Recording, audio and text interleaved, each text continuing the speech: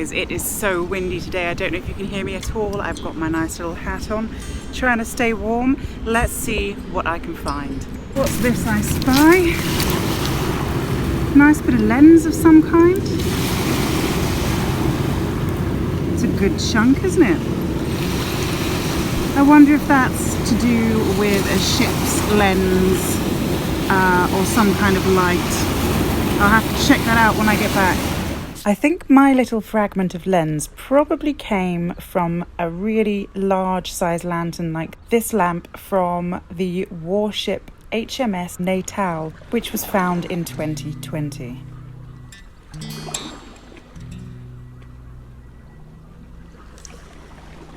Spotted an interesting piece of roof tile here. Do you know why it's interesting? I'll give you a few seconds to guess. It's not just the fact that it's black. It's the fact that it's black because it's been in a fire. So that's a keeper. Obviously when we find things like this, we immediately think of 1666 and the Great Fire of London. While that not may be, it's still quite a nice romantic thought, and whatever else, we do know that this roof tile here has been in a house fire of some kind. Just spotted something really coin-like, but it's either a coin or a fried bit of metal. Oh, it's knackered. I think it probably was a coin though. That is a coin. Okay, let's see. I mean, is it a love token? It could be.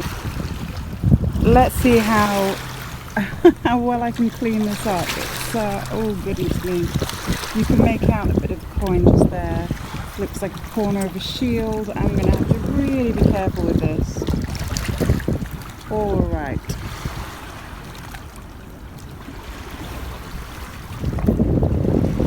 Well then guys, how did I do with the cleaning? Not bad, eh? Well enough, in fact, for my Mudlark pal Cuffs to tell me that this coin is actually a Henry VIII groat from the Canterbury Mint. Now, these coins were issued posthumously under the reign of Edward VI from 1547 to 51.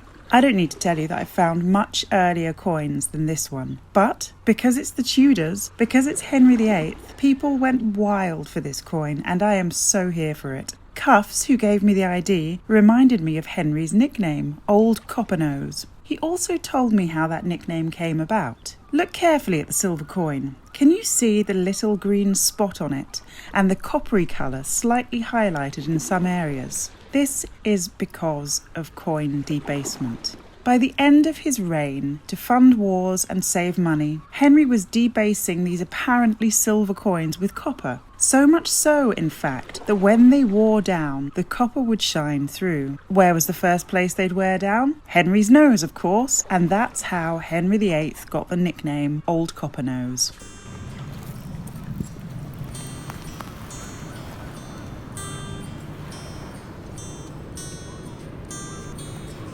Strangely, we've got a lot of sea glass on Thames around here today. Now, I don't know if this counts as actual sea glass, but there are some really nice river-worn pieces here.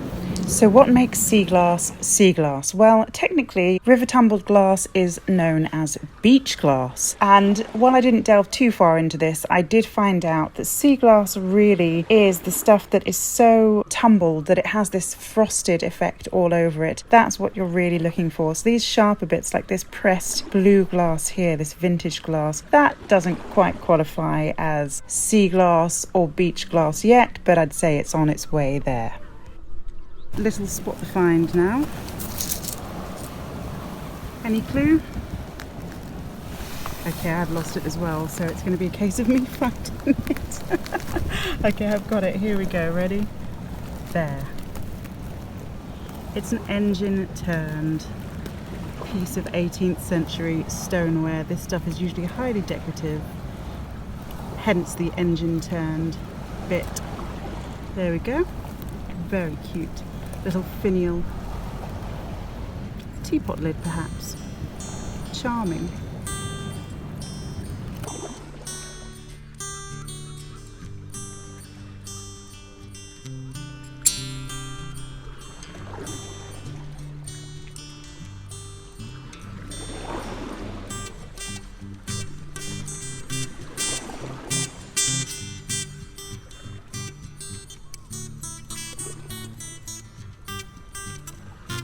I've spotted another bit of fancy something or other. As I'm this high up, I'm going to give you another spot find moment.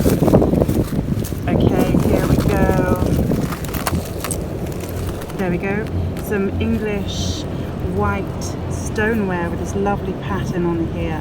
I should be able to find a match for that, so we'll pop it up on the screen.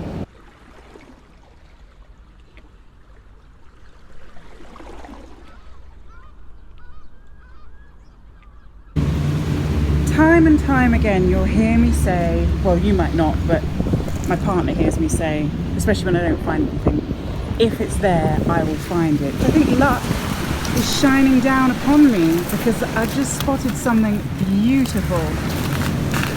Really beautiful. Okay, you know what it is. It's here. Wow.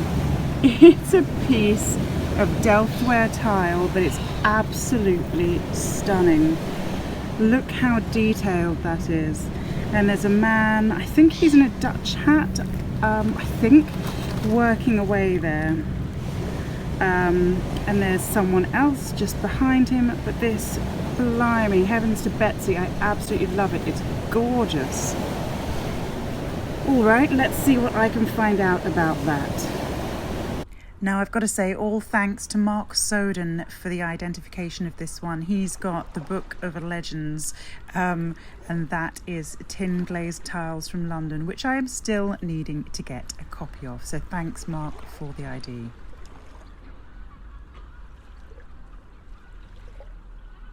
Now, if this is what I think it is, I'm going to jump for joy.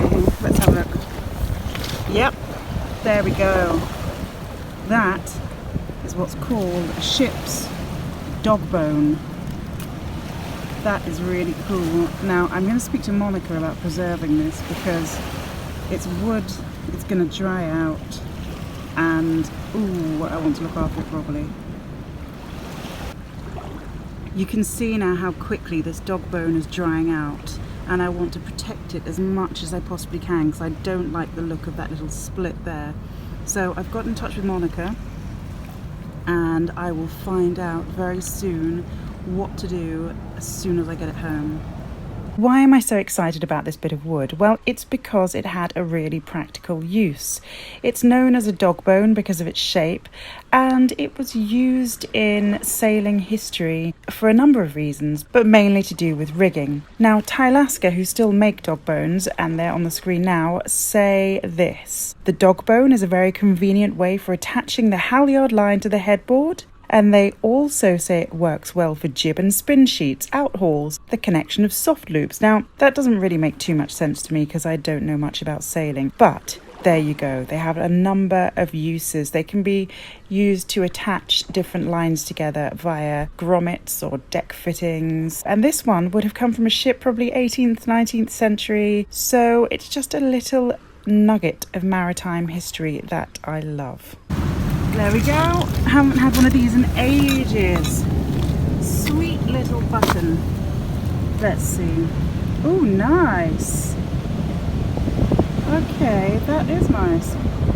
Oh, what's on there? It's a plastic one. Dane. I think it says Dolly. That's really cute. I'll check that out when I get home. We'll see what it was for. If it was for a doll or if it was for a grown-up. Honestly, I never thought I'd be here praising a modern rubber button for supplying me with a heap of social history. Well, not quite modern, actually. It's the 1920s, so we're pushing 100 years ago. The story starts earlier than that, in fact. This here is a day-night button, originating in the Harborough district of Leicestershire, whose main town is Market Harborough. In 1894, a family by the name of Briggs expanded their boot-making business, a significant industry in Leicester, incidentally, to incorporate a new product: rubber buttons and shoe soles. Briggs took over what was Blandford's flour mill on St Mary's Road, Market Harborough. It was a canny move. Water was integral to the manufacturing process of rubber, and the mill was just a stone's throw away from the River Welland. Harborough Rubber Company was born, and it still lives on to this very day. With over 120 years in rubber manufacture, their tagline reads, British sole and heel manufacturer since 1894. You can check them out by visiting the links in my video description. I'll wrap up this find with a quote directly from the Day-Night website. Day-Night is the trade name created from the local expression of the time describing the factory's day and night work rate. The company's earliest products were soles and heels. The first invoice dated 9th of October 1894 was for red women's soles and black rubber soles, and they were sold by weight.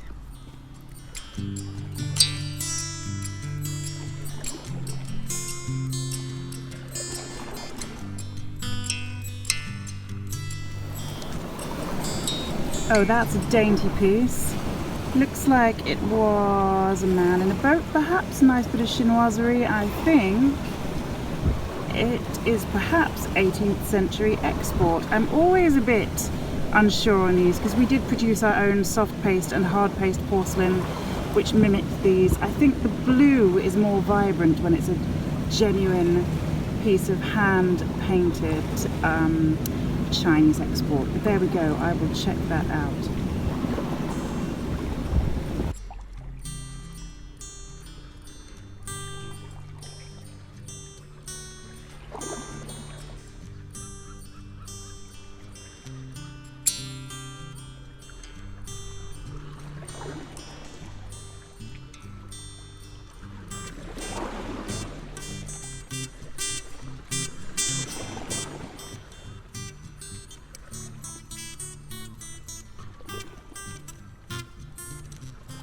Okay, for sure you can see this one. It's a bit of a whopper. Let's have a look at what we've got here. Here it is, Delftware. I do believe, I don't know what it is. I was going to say the base of a candlestick. I don't know, a spout? Maybe a posset pot or a coffee pot. We need a little bit of research on that one, but I mean, it's not the most attractive, alluring piece, but it's a big chunk of tin glaze, Delftware I should say, and I rather like it, so let's see if I can get a strong, solid ID on it. Having done a bit of research, it's most likely that this chunky piece of Delftware was probably once part of a wet drug jar like the one you're seeing on the screen right now.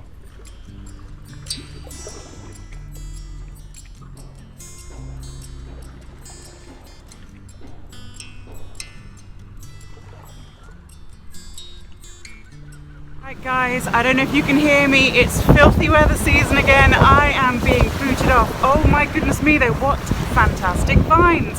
I'm so excited, I'm so pleased about the Delftware. That coin, let's see if I can get it cleaned up. Yeah, great day, don't mind the rain, can't wait to come out next time and hope you will join me. Okay, see you then. Until then, take care, stay cool.